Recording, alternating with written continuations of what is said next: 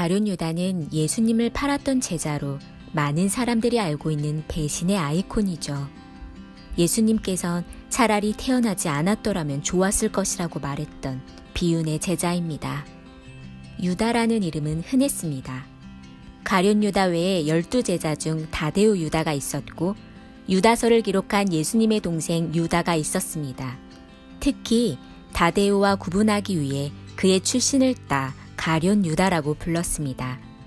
유다는 본계 맡은 자, 즉 회개 업무를 담당하면서 제자들과 같이 복음을 전하고 말씀도 들으며 주님을 따랐습니다. 그러나 예수님께서 십자가에서 죽게 될 것이라는 이야기를 하시자 유다는 실망하고 말았습니다. 예수님은 지상 왕국의 왕이 되고 자신들은 부와 권력을 얻을 것이라는 기대가 깨졌기 때문이었죠.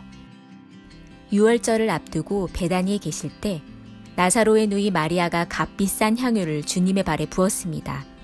그때 유다는 이 향유를 300데나리온에 팔아서 가난한 사람들에게 주지 않고 왜 낭비하는가? 라고 말합니다. 이것은 가난한 자들을 위함이 아닌 주님을 향한 불만과 물질에 대한 욕심을 드러낸 말이라는 것을 알 수 있지요. 그 후 예수님과 제자들은 예루살렘으로 올라갑니다. 거기서 다 같이 모여 최후의 만찬을 하게 되는데 유다는 이미 제사장들을 만나 은 30잎에 예수님을 넘기기로 약속한 상태였죠. 식사 중에 예수님께서는 유다의 배반을 예고합니다.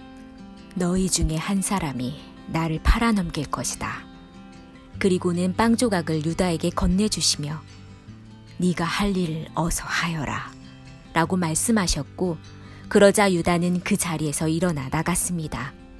예수님은 만찬을 마치시고 기도하러 겟세마네 동산으로 가셨는데 그곳에서 성전 경비병들을 이끌고 온 유다를 만나게 됩니다.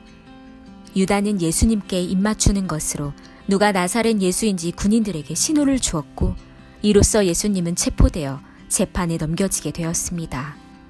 유다는 예수님의 재판 과정을 지켜보다가 예수님이 사형 판결을 받게 되자 양심의 가책을 느끼고 제사장들을 다시 찾아가 내가 죄 없는 사람을 죽이려고 팔았으니 큰 죄를 지었소 하며 은 30잎을 성전 바닥에 내던지고 뛰쳐나가지요. 그리고 유다는 목매어 자살합니다. 예수님은 한 제자가 배신하게 될 것과 그의 비극적인 최후를 알고 계셨습니다. 그럼에도 제자로 삼아 함께 하셨고 구속사를 이루기 위해 예견된 고난을 겪으신 것이지요. 남은 11제자들은 유다의 빈자리를 채울 사도 마띠아를 선발하여 교회를 계속 이끌어갔습니다. 유다는 구원받지 못한 제자로 5점을 남겼지만 다시 12명이 된 사도들은 예수님의 말씀을 따라 예루살렘 교회와 각처의 선교지로 나가 복음을 전하며 사역을 이어나갔습니다.